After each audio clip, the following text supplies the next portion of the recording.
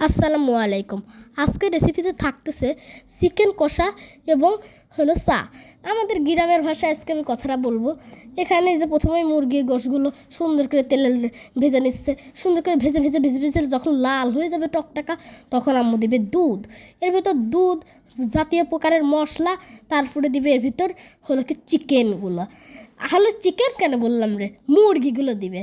এই যে প্রথমে যে এর ভিতর বললাম না দুধ, তারপর উপকরণগুলো দিয়ে দিবে মুরগির, তারপরে এই যে মুরগির কষাগুলো দিয়ে দিচ্ছে। সুন্দর করে এগুলো নেড়ে নেড়ে লেড়েছিলে যখন হলো এটা একটু শুকিয়ে যাবে, তখন আম্মু পরিমাণ মতন পানি দিয়ে দিবে। পানি দেওয়ার পরে এটা আবার সুন্দর করে নেড়ে এটা কষাতে দিয়ে দিবে। কষানো হয়ে গেলে একদম যা কালার না আসবে, তারপর আমি এখানে পরিমাণ মতন একটু চিনি দিয়ে দেবো যাতে একটু মিষ্টি মিষ্টি লাগে।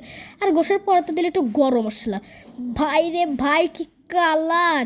এই কালারটা দেখে তো এখনই মনে হচ্ছে জিভেতে পানি পড়ে গেল। এখনই মনে হচ্ছে বাটিটা কামড়ায় খায় ফেলাই।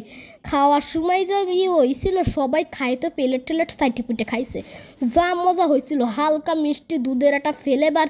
আপনারা অবশ্যই ট্রাই করবেন। তারপর সকালে নাস্তা বেশ হলো, একদম গরম গরম দুধ চা। এই যে চায়ের ভিতর প্রথমে রং চা দিয়ে দিল, তারপর এর ভিতর আগে থেকেই দুধ ছিল। সুন্দর করে এটা ফুটেছে, কি উপরে একদম লাভার মতন লাগছে, পুরাই অসাম। এই যে এখন সুন্দর করে গ্লাসে ঢেলে নেবে।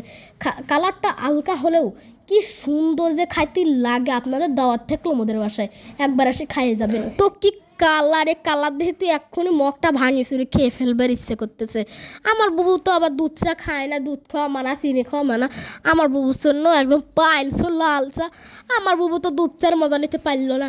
আমরা সবাই পুরো দুধ চার মজা নিয়ে আমার হলো কি বুবুদের লোভ দেখাইছি। যাই হোক, আজকের মতন এতটাই। আসসালামু আলাইকুম, আবার দেখা হবে পরের ভিডিওতে। বাই।